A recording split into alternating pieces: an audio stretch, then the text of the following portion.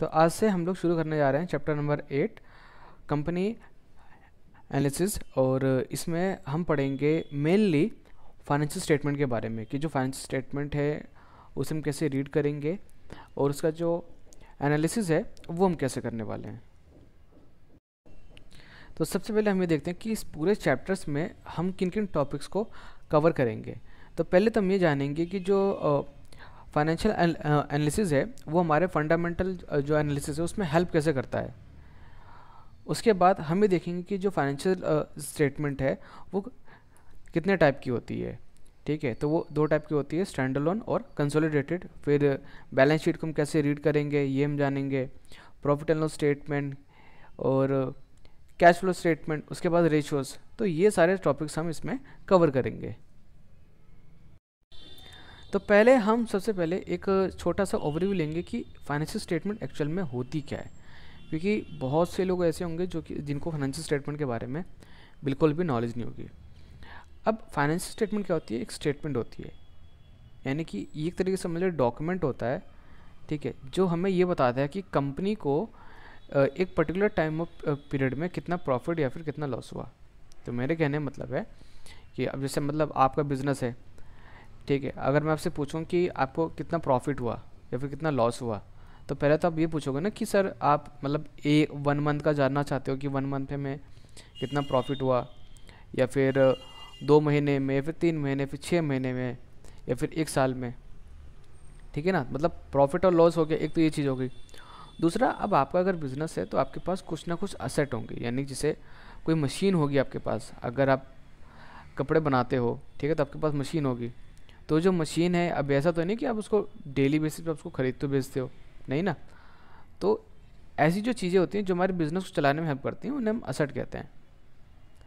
तो अब आपके पास कितनी असेट हैं, और हो सकता है आपने कुछ लोन ले रखा हो, मतलब आपने लोगों से पैसा उधार ले रखा हो, या तो लोगों से या फिर बैंक से। तो आपके ऊपर लायबिलिटी कितनी है। तो मुझे प्रॉफिट तो जानना ही जानना है, प्रॉफिट या फिर लॉस तो मुझे जानना ही जानना है, प्लस मुझे ये भी जानना है कि आपके जो बिज़नेस है उसमें कितनी असेट है, यानी मशीनरी, बिल्डिंग वगैरह, ये सारी चीज़ें कितनी है, और लायबिलिटी है आपके ऊपर कितनी है। ठीक है, लायबिलिटी आपके ऊपर कितनी है, ये दो चीज़ें तो मुझे जाननी है। और फिर मुझे ये भी जानना होगा कि आपके बिज़नेस में जो कैश है वो कहाँ से आता है। ठीक है, मतलब कैश कहाँ से आया। तो कैश तो बिज़नेस में दो ही तरीके से आएगा, या तो हमने अपने बिज़नेस का माल बेचा हो, ठीक है, अपने बिज़नेस का मेन जो माल जो होता है, ठीक है, जैसे अगर मैं कपड़े ख़रीदता हूँ और बेचता हूँ, तो यानी वो मेरा मेन काम हो गया। और उसके अलावा अगर मेरे पास कुछ अगर कुर्सी वगैरह रखी हुई है और मैंने उसको बेच दी, तो उससे भी तो पैसा आया है ना, लेकिन वो मेरा मेन काम नहीं है। ठीक है, तो वो जो पैसा है बिज़नेस में वो कहाँ से आ रहा है, कैसे आ रहा है, मुझे वो भी जानना ज़रूरी है ना। तो इन तीन चीज़ों को, ठीक है, तो जो प्रॉफिट, ठीक है, प्रॉफिट एंड लॉस, ठीक है, तो जो स्टेटमेंट यानी जो डॉक्यूमेंट हमको प्रॉफिट और लॉस बताता है, प्रॉफिट या फिर लॉस बताता है, उसे बोलते हैं profit and loss statement. Profit and loss statement जैसे यहाँ पे दे रखा होगा, ठीक है, ये दे रखा है, ये देखिए, प्रॉफिट एंड लॉस स्टेटमेंट। तो ये हमें बताता है कि बिज़नेस को कितना प्रॉफिट या फिर कितना लॉस हुआ। अब मुझे ये देखना है कि बिज़नेस के पास कितनी असेट है या फिर लायबिलिटी, तो उसके लिए मैं बैलेंस शीट देखूंगा। ठीक है, और कैश फ्लो स्टेटमेंट क्या बताएगा कि बिज़नेस में मतलब 1 साल में या फिर 6 महीने में या फिर 3 महीने में जो कैश है वो कहाँ से आया है। ठीक है, मतलब कौन सी एक्टिविटी से बिज़नेस में पैसा आया है और कौन सी एक्टिविटी के थ्रू पैसा गया है। तो मुझे वो जानना हो तो मैं कैश फ्लो स्टेटमेंट देखूंगा। तो मेनली इन तीनों चीज़ों से मिलके बनती है हमारी फाइनेंशियल स्टेटमेंट। इन तीनों चीज़ों से मिलके क्या बनती है? Financial statement.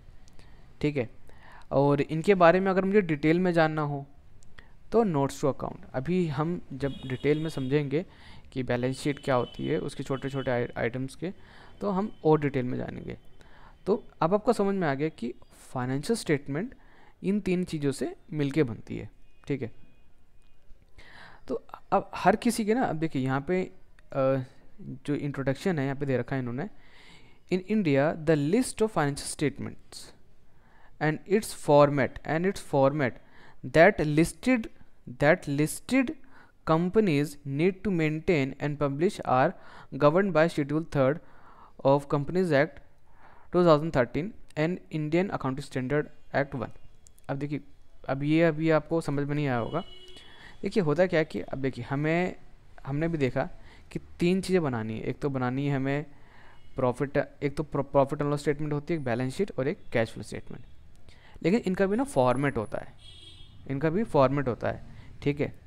तो अब वो जो फॉर्मेट है ना, वो जो फॉर्मेट है हमारा जो कंपनीज एक्ट 2013 है, उसमें दे रखा है कि कंपनीज़ के लिए इस तरीके का आपको फॉर्मेट आपको बनाना है, ठीक है। तो यहाँ पे देखिए ये है प्रॉफिट एंड लॉस स्टेटमेंट। तो ये जो प्रॉफिट एंड लॉस स्टेटमेंट जो है, देखिए ये जो प्रॉफिट एंड लॉस जो स्टेटमेंट है वो है CDSL की।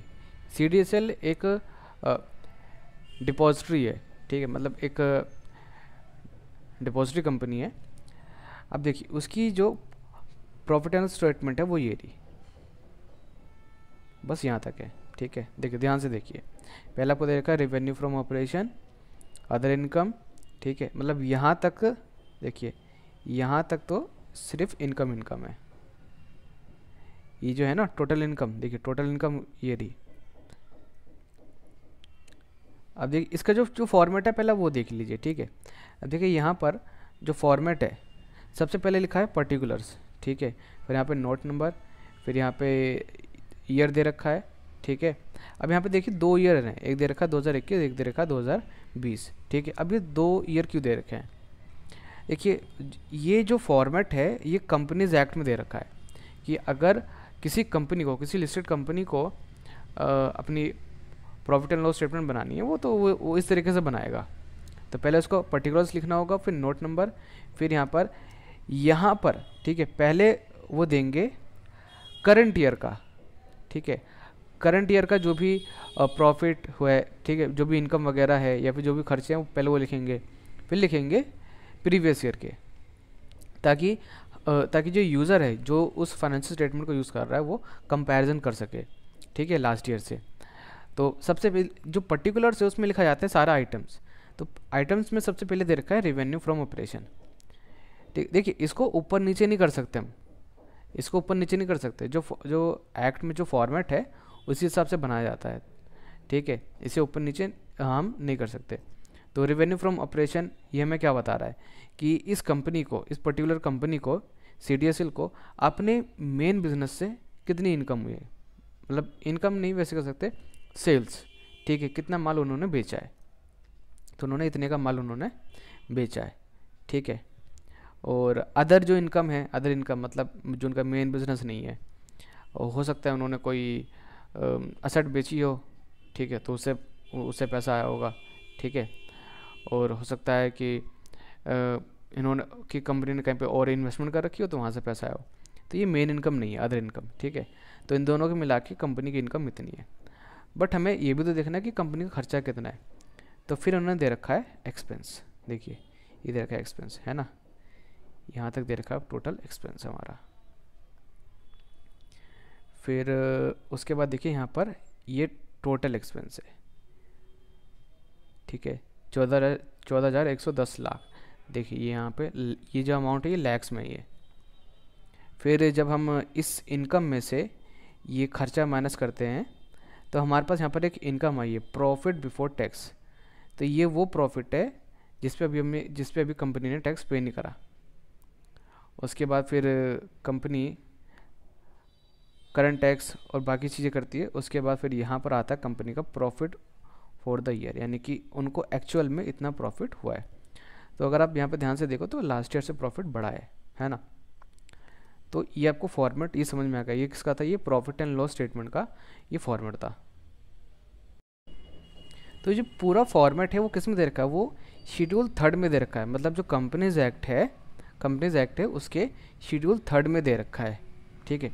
तो ये एग्ज़ाम में आ सकता है कि जो भी लिस्टेड कंपनीज है, देखिए यहाँ पर ध्यान से सुनिए, लिस्टेड कंपनी यानी कि जो स्टॉक मार्केट पे लिस्टेड है, जो लिस्टेड कंपनी है उनको अपना जो फाइनेंशियल स्टेटमेंट है, ठीक है, वो शेड्यूल 3 में जो फॉर्मेट दे रखा है, शेड्यूल 3 ऑफ कंपनीज एक्ट 2013, उसमें जो फॉर्मेट दे रखा है उसके हिसाब से बनाना है। अब फिर ये क्या है, फिर ये यहाँ पे लिखा ना IND AS 1, तो इसका मतलब है इंडियन अकाउंटिंग स्टैंडर्ड 1। तो अब ये अकाउंटिंग स्टैंडर्ड क्या होता है, ठीक है, पहले हम ये समझते हैं। देखिए अकाउंटिंग स्टैंडर्ड का मतलब है जैसे हमारे कानून होता है तो उसमें धाराएं होती हैं, ठीक है ना, कि इस धारा के तहत इसको ये सज़ा दी जाएगी।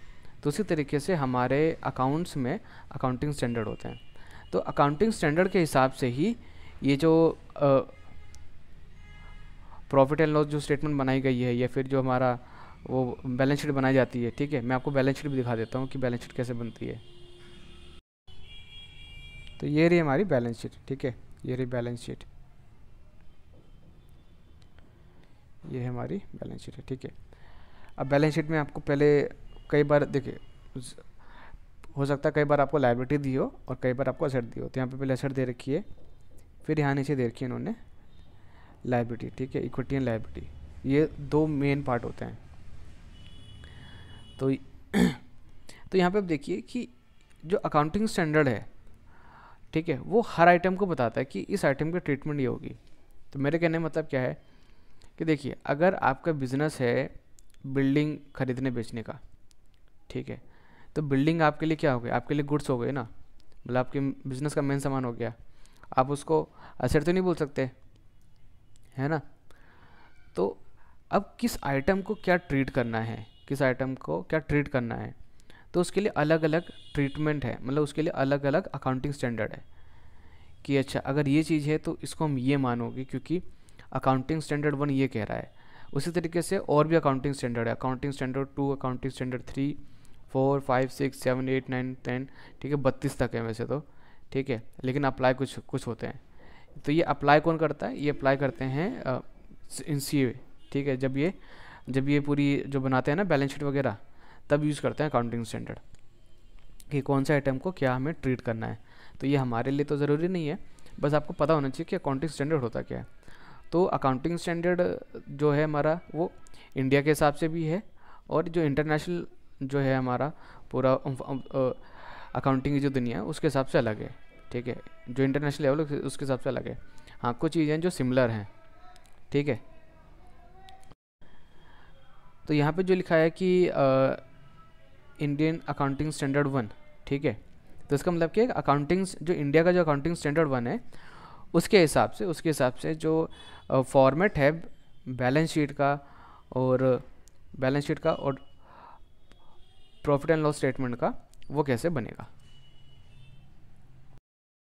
तो अभी के लिए बस इतना ही। नेक्स्ट वीडियो से हम ये जानेंगे कि जो फाइनेंशियल स्टेटमेंट होती है उसके टाइप कौन कौन से होते हैं, ठीक है, और इनमें कौन कौन चीज़ें इंक्लूड होती हैं। मतलब मैंने आपको ये तो बता दिया कि फाइनेंशियल स्टेटमेंट में 3 चीज़ें इंक्लूड होती हैं, बैलेंस शीट हो गई हमारी, है ना, बैलेंस शीट हो गई हमारी, प्रॉफिट एंड लॉस स्टेटमेंट हो गई और कैश फ्लो स्टेटमेंट हो गई।